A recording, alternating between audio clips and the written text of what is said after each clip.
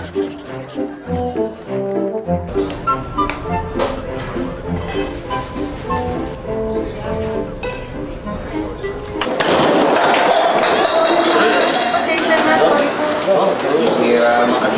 nagsaserve na dala mo yung baby mo. Sir, pasensya na po. Wala po kasi ako mapag-iiwanan sa kanya, kaya sinama ko na lang po sa work. Eh, pag hindi naman po pumasok, wala po kami kakainin. Pasensya na po talaga, sir. Ganun ba? Pero sige, kung gusto mo para makapag-serve ka ng maayos, eh... Akin na, ako na muna mag-aalaga ng baby mo. Ako, sir, nakakaya naman po sa inyo.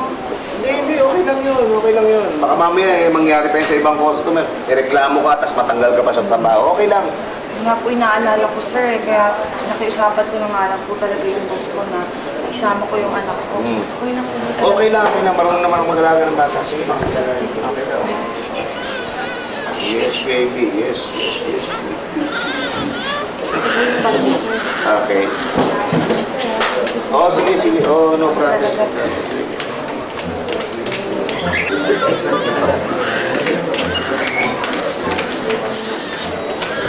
It's okay. Ano, miss? Hindi ko mapatahan eh. Sir, ibigin ko lang. Wait. Ha? Wait.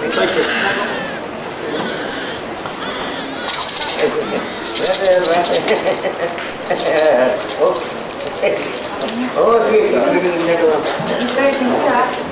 Baby.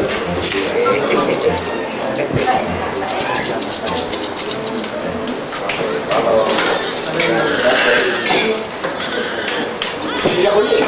Hindi mo mapatahan. Sir, kailangan po pa tayo po niyo. At ano, ako magpapalit tayo, friend? Opo. Okay na po ba, sir? Okay, sige, okay lang. Sige.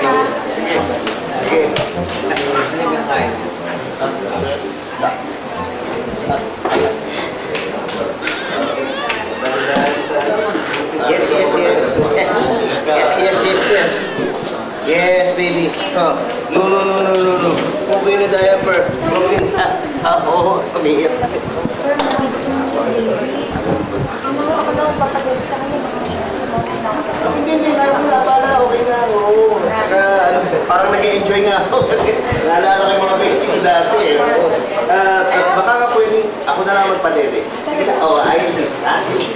Sige.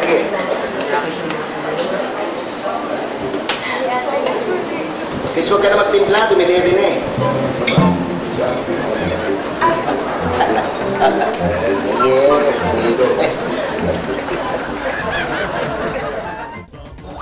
Grabe!